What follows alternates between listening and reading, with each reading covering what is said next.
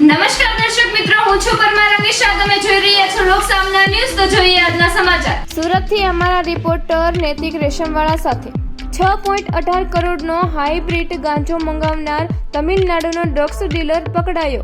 Surat airport પરથી અગાઉ ગાંજાના જથ્થા સાથે પેડલરો અને ડિલિવરી લેવા આવનાર પકડાયો હતો, જેથી તપાસમાં ક્રાઇમ બ્રાન્ચે ગાંજાના ડીલર તમિલનાડુના થાગાગાનીને પકડી લીધો. કોપીરાઇટના ગુનામાં જેલ આવ્યા બાદ થાગાએ ડ્રગ્સ અને ગાંજા ઘુસાડવાનું શરૂ કર્યું હતું. થાગા થાઈલેન્ડ સિવાય કયા દેશમાં ગયો એની તપાસ કરાશે. તારીખ 22/12/2025ના રોજ સુરત ક્રાઇમ બ્રાન્ચ દ્વારા સુરતના ઇન્ટરનેશનલ એરપોર્ટ ઉપર બેંકોકથી સુરત એર ઇન્ડિયા એક્સપ્રેસની ફ્લાઇટ આવતી હતી. એમાં 2 પેસેન્જર છે, મોહમ્મદ ઇકબાલ અને અહેમદ ખાન ઉર્ફ સન ઓફ નિયામત ખાન અને રાશિયા કપૂર. આ બંને બેંકોકથી ડ્રગ્સ લઈને આવે છે, હાઇબ્રિડ ગાંજો. એ ઇન્ફોર્મેશનના આધારે સુરત ક્રાઇમ બ્રાન્ચ દ્વારા એરપોર્ટ ઉપર આ બંનેને પકડી પાડવામાં આવ્યા હતા. આ બંનેની પકડી અને એમની પાસેથી એમનો લગેજ ચેક કરતાં એમની બેગમાંથી કન્સીલ કરેલું અંદાજે 17.5 કિલો જેટલું હાઇબ્રિડ વીડ મળી આવ્યું હતું, જેની માર્કેટ વેલ્યુ 6.18 કરોડ જેટલી થતી હતી.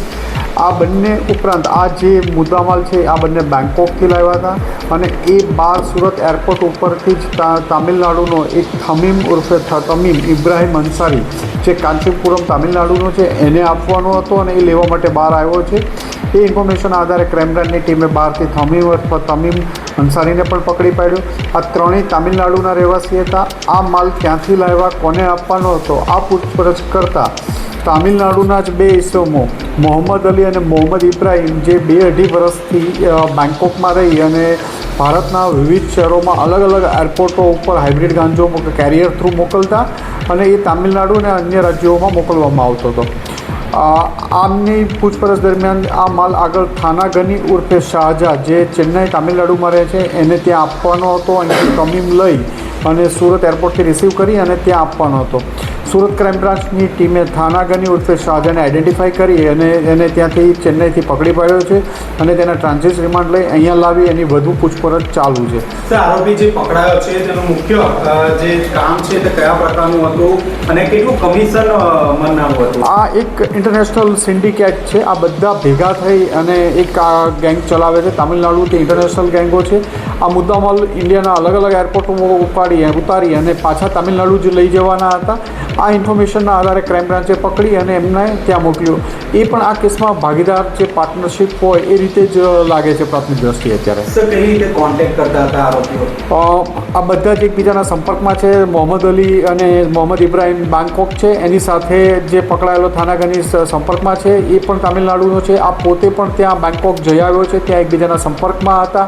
જે લેવા માટે આવ્યો હતો થમીમ, એ પણ આ સિન્ડિકેટના સંપર્કમાં હતો. એટલે એક આખી વેલ એસ્ટાબ્લિશ સિન્ડિકેટ પકડી પાડવામાં આવી છે. સર, ખાસ કરીને એકબીજાનો જે બેંકોક ખાતે કોન્ટેક્ટ થયો છે તો કઈ રીતે એકબીજાનો ઓળખે છે આરોપીઓ? મૂળ તામિલનાડુ રાજ્યના ભારતના છે આ બધા જ, અને તામિલનાડુમાં ચેન્નઈ અને એની આજુબાજુના વિસ્તારના રહેવાસી છે. ત્યાંથી આ લોકો બેંકોક મોહમ્મદ અલી અને મોહમ્મદ ઇબ્રાહિમ પર ચેન્નઈમાં કેસ થવાના કારણે એ લોકો ત્યાંથી બેંકોક જતા રહ્યા છે અને ત્યાંથી ભારતમાં હાઇબ્રિડ વીડ ઘુસાડવાનું ષડયંત્ર કરી રહ્યા છે. આરોપીનો ઇતિહાસ?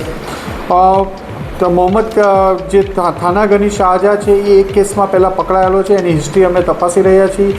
એનું કઈ વાર કેટલી વાર કયા કન્ટ્રી ગયો છે એ તપાસી રહ્યા છીએ અને કોના સંપર્કમાં હતો એની પણ તપાસ કરવામાં આવી રહી છે. સર, અત્યાર સુધી ક્યાં ડિલિવરી થઈ છે દેશમાં ગાંજાની?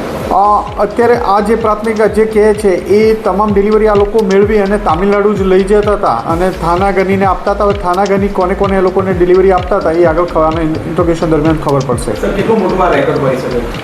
એક જ કન્સાઇનમેન્ટ 16 કરોડ અંદાજે 6 કરોડ ઉપરનો મુદ્દામાલ છે. આવા અલગ અલગ રાજ્યોમાં ઘણા બધા ટૂરો એ લોકોએ રાબિયા અને જે મોહમ્મદ ઇકબાલ આગળ પકડાતા એવા ઘણા કેરિયરો મારફતે અલગ અલગ શહેરોમાં અલગ અલગ ઇન્ટરનેશનલ એરપોર્ટો ઉપર એમને માલ મોકલેલો છે. તો ફરી મળીશું એક નવા સમાચાર સાથે. ત્યાં સુધી જોતા રહો લોકસામના ન્યૂઝ.